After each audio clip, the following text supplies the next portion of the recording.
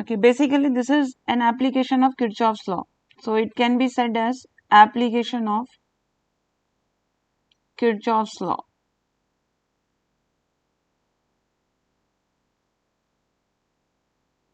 Okay, let us define a potentiometer. Potentiometer is a device which measures EMF of a cell, voltage drop across a piece of conductor, that is a piece of wire, and internal resistance of a given cell. It is used for these three purposes. So basically it is used to measure, like from the name itself it is clear that it is potentiometer, so it will be measuring potential difference, that is voltage drop or EMFs. Okay, other than that, it is used to measure internal resistance of a given cell as well. Other than voltage drop, potential difference, it measures internal resistance of a given cell. Let us talk about the principle. To understand the principle, pick up Ohm's law. V is equal to IR. R can be opened as rho L by A. So I as it is, we have substituted the value of rho L by A.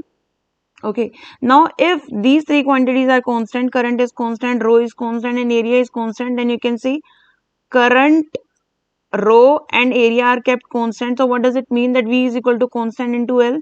That means V will be proportional to L. Okay, this makes the principle of potentiometer. This line becomes the principle of potentiometer, this line rather. So how would we say? We'll say if three quantities, which three quantities? Current and resistivity and area, if these three quantities are kept constant, then this is true and this makes the principle of potentiometer. How would you say? You would say if a constant current, if a current of constant magnitude is flown through a wire whose resistivity is constant, that is it is of uniform composition, and whose area is constant, that is area of cross section is also constant, then in that case potential drop is directly proportional to length of that portion. Okay, potential drop across AB is directly proportional to length of AB. That is a principle. But when is it true? When a current of constant magnitude is flown through a wire of constant area of composition, that is uniform cross-sectional area and uniform composition. These three quantity needs to be constant. Okay, so this is true. This is a principle of potentiometer which can be written as this. Okay, so removing proportionality, we get K. K is called V by L, that is potential gradient of potentiometer. So definition is clear and principle is clear. Now it looks like this. In laboratory, we have two experiments dedicated to potentiometer. It looks like this. Okay. Now we'll understand the construction of potentiometer. Let us try to understand from here itself.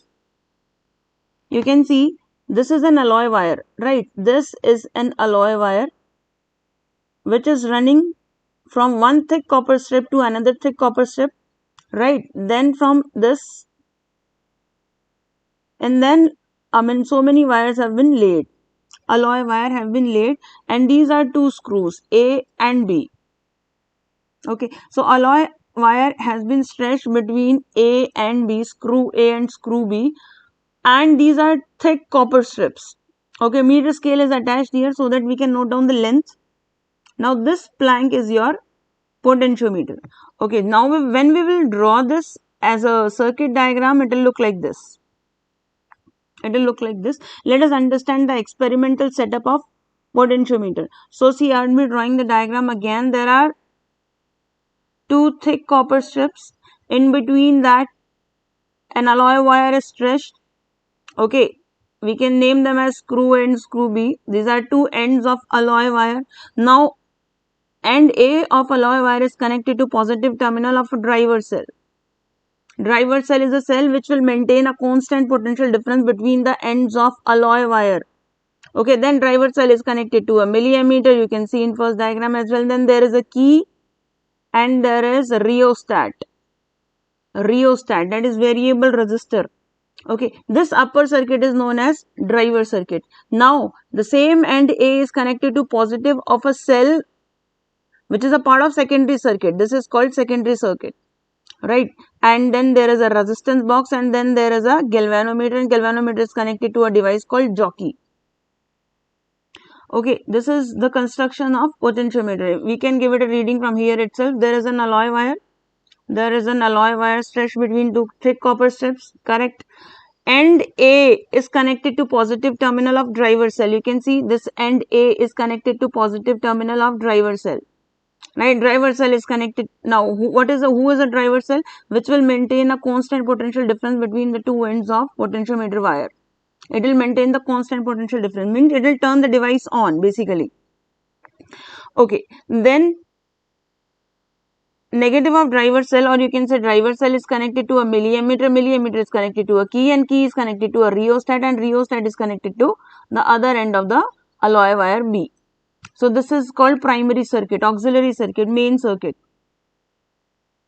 Okay, now the same end A is connected to positive terminal of a cell in secondary circuit, and then that is connected to a resistance box, and that is connected to a galvanometer, and that is finally jockey.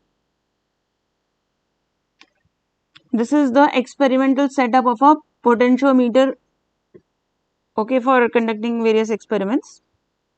Okay, what is the purpose of resistance which is connected with the galvanometer? This resistance box, this resistance protects the galvanometer from overflow of current, because galvanometer is highly sensitive device. Okay, see, diagram is very simple. There are two thick copper strips, one alloy wire is stretched between them, then that one end is connected to positive of driver cell, then it is connected to milliammeter, milliammeter is connected to a key, key is connected to a rheostat, rheostat can also be drawn like this. Then this is called primary circuit. In the secondary circuit, there is a cell whose positive terminal needs to be connected to the same point where positive of driver is connected, and then there is a resistance box and a galvanometer. Galvanometer is connected to a jockey, in short. Now coming to the applications of potentiometer, which are very important, they come as 3 marks question in exam. First is to compare the EMFs of two cells. This is an experiment as well, to compare the EMFs of two cells. So this will be the experimental setup of this particular topic. Okay, let us see, let us go through it. These are two ends of alloy wire. Again, you can see the end A is connected to positive of driver cell. This is your driver cell. Driver cell is connected to ammeter. Ammeter is connected to key, and key is connected to rheostat. Rheostat is connected to other end of the alloy wire. Now, in this particular topic, in this particular application, we will be connecting secondary circuit like this. The end A is connected to positive of first cell and positive of second cell.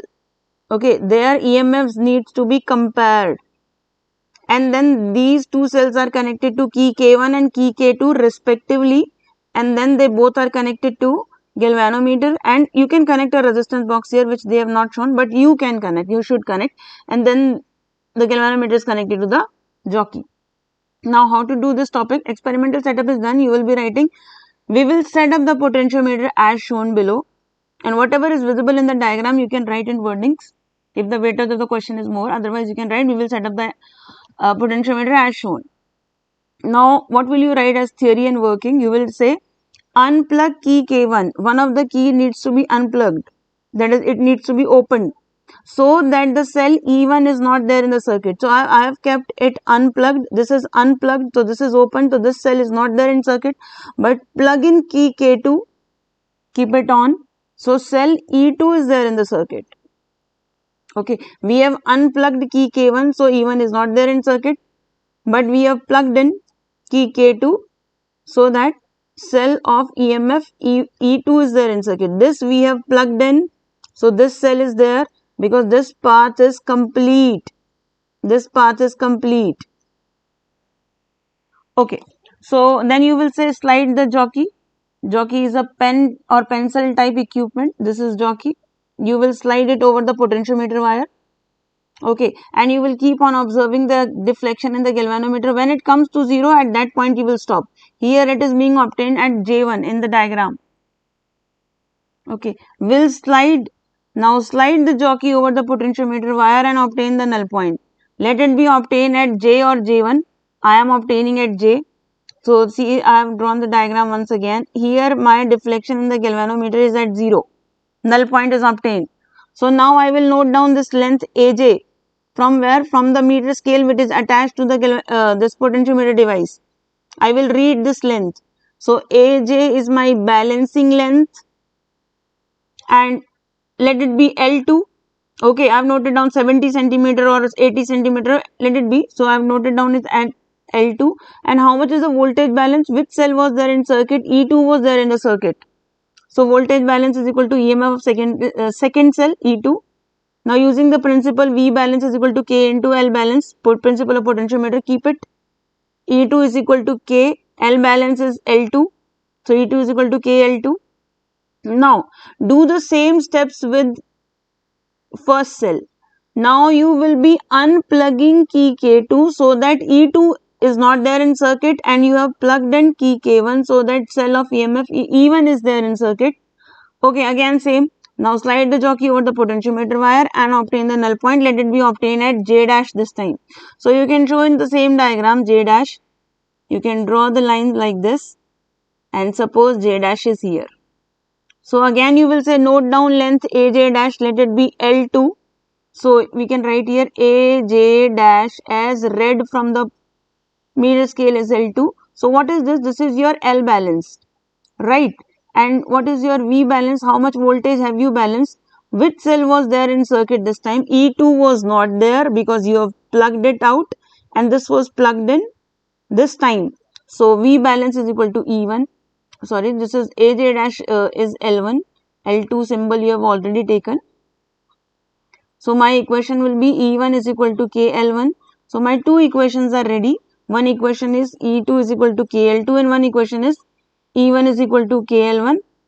Okay, these two equations are ready. You can divide. You will get the ratio. So this is nothing but the comparison of EMFs of two cell. E1 by E2 is equal to L1 by L2, and L1 and L2 can be read from the meter scale built on the potentiometer. So we know the comparison, we know the ratio. Second application is even more important than first. To find the internal resistance of a cell using potentiometer, to connect the circuit as shown, I have connected it here. You can see again, this is your alloy wire, right, which is stretched between ends A and B of potentiometer. Now end A is connected to, what would you say, positive of a driver cell. Driver cell function is to maintain constant potential difference between A and B. You can write in detail if weightage is more. Then driver cell is connected to milliammeter, milliammeter is connected to a key, and then it is connected to a rheostat, let it be R dash, and then it is connected to other end of the alloy wire.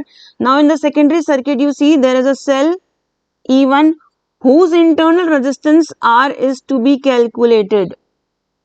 Okay, then there is key K1 as shown, and there is key K2 as shown, which is connected to capital R. Capital R is your known resistance. You know the value of this resistance. So setup has to be done like this. This diagram needs to be memorized, practiced. Okay, let us try drawing it once again. So these are two thick copper strips and alloy wire is stretched between the copper strips. You can name them as A and B. And A is connected to positive terminal of a driver cell. Driver cell is connected to milliammeter, and milliammeter is connected to a rheostat, and you can connect key here. Doesn't matter. So, okay, I have brought it here. Sorry. So you can correct it directly. And rheostat symbol you can make like this, and this is your milliammeter. Now this is your primary circuit. In secondary circuit there is a cell whose EMF is to be calculated. Okay, and then it is connected to key K1. There is one more branch in which known resistance is connected, capital R, and there is one more key K2. Then both are connected this way, and then there is a resistance box for the protection of galvanometer. There is a galvanometer and there is jockey. Now what is to be done? Process is same. One time you will be unplugging key K2. Unplug. R is not there in circuit. Plug in key K1. So who's there in circuit? This cell. Your cell of EMF E1, and its internal resistance needs to be shown because internal resistance needs to be calculated. So this is my internal resistance R. You can see the diagram here. This is the cell whose internal resistance is to be calculated, and this is your internal resistance small r. Now what would you do? You will slide the jockey against the potentiometer wire. Slide the jockey, obtain the null point, let the null point be at J. You have shown J, and let this length be L1. Read from potentiometer and note it down as L1. L balance is L1. So what is V balance? Who was there in circuit? Cell of EMF E1 was there in circuit. This is a V balance. Use the principle of potentiometer and obtain this equation. E1 is equal to Kn1, and then wait. Now you will plug in both the keys. Do not unplug key K1. Plug in both the keys. Plug in both. So both are there in circuit. So again the same thing has to be written, that slide the jockey over the potentiometer wire and obtain the null point. Let the null point be AZ2. You can show it here. Take this is J2 and then say that AJ2 be L2. Now how much potential difference is balanced? This time TPD is getting balanced. Okay, because cell is used with some resistance, known resistance. So TPD, terminal potential difference, is getting balanced. So substitute here. It is TPD, K is K, and it is L2. Then wait, we are ready with two equations. E1 is equal to KL1, first step. Now V is equal to KL2. Now EMF and TPD are related by this equation. Everyone knows EMF is equal to terminal potential difference plus I into small r. This is called potential drop across internal resistance. So we will go this side. This equation is ready. I will go down. So this equation is ready. Okay.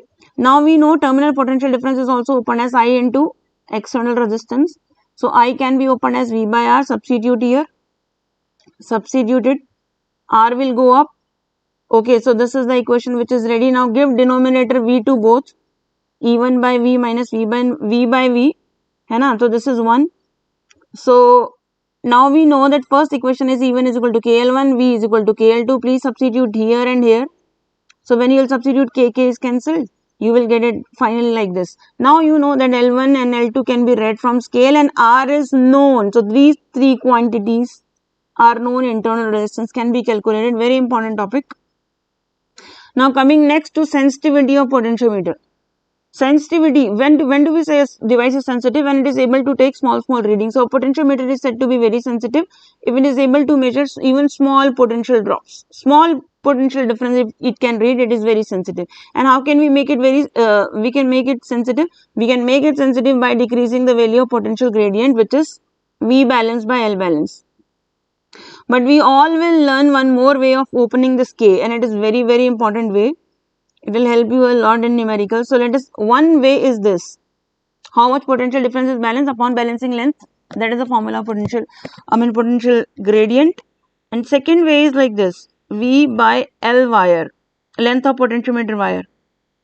Okay, now V can be opened as I into R, and R you will memorize that it is R wire, length of resistance of potentiometer wire.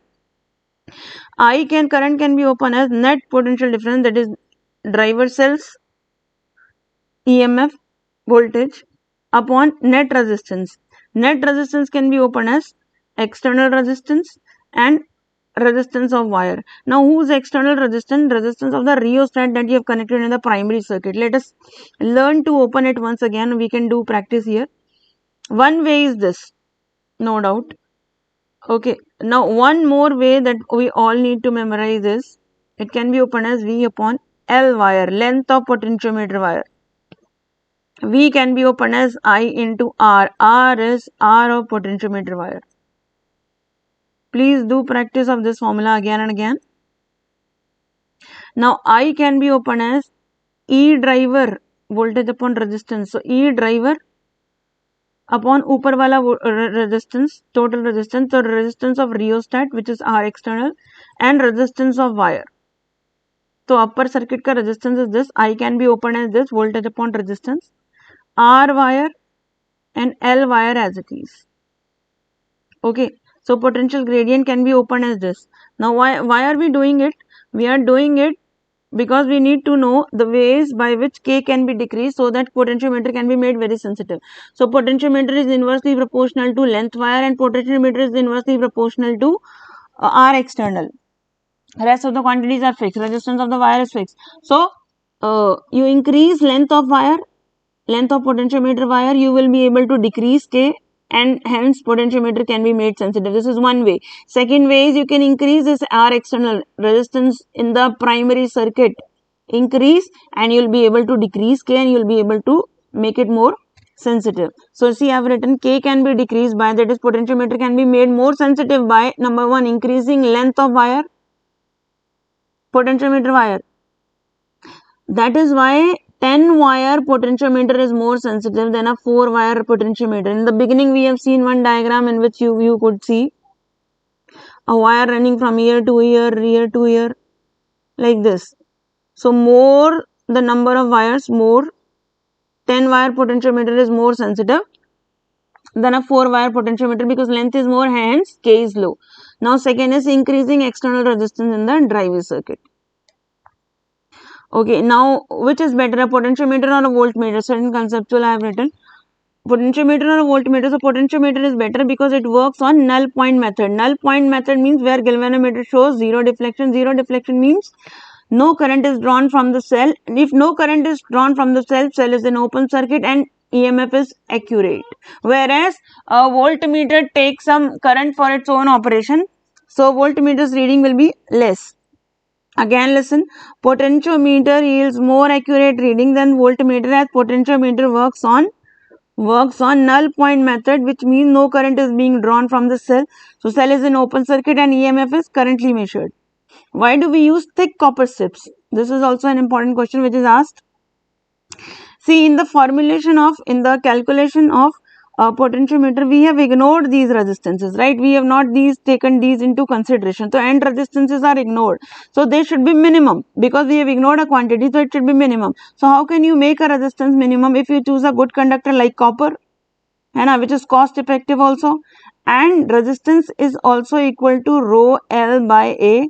So first of all you have chosen copper so that resistance of conductor is less, and moreover you have chosen it thick, or rho L by A. So we have chosen it thick so that resistance can even be further reduced, okay, to cause minimum error. So let us give it a reading. Resistance of copper strips are not included in the formula for potentiometer. So it should be minimum to cause minimum error. It should be minimum. So how can we minimize resistance? By choosing a substance of low resistivity like copper and taking more area. So make it thick copper strips. Why copper? Because it is cost effective as well. Okay, one more question which is important. What are the two conditions that need to be kept in mind while connecting, or while setting up a potentiometer? So while setting up a potentiometer, 2 points needs to be taken care of. Number 1, EMF of the driver cell must be greater than EMF of secondary cell, or you can say EMF of cell in secondary circuit. EMF of driver cell must be greater than EMF of secondary cell. Otherwise, what will happen? Otherwise, balancing length will lie outside the potentiometer wire. Okay, please memorize this point. EMF of driver cell must be greater than EMF of cell in the secondary circuit. Otherwise, you will not be able to obtain the balancing length. Galvanometer cannot be balanced here. Its balancing point is lying somewhere outside. If EMF of driver cell is not greater than secondary cell, so it must be. Second point, the same end of the potentiometer wire should be connected to positive of both the cells. Positive of driver cell and positive of cell in the secondary circuit. So these are two essential conditions for proper working. Number 1, EMF of the driver cell must be greater than EMF of secondary cell, and number 2, the same end should be connected to positive terminal of both the cells, that is driver cell and cell in the secondary circuit. Kindly prepare properly.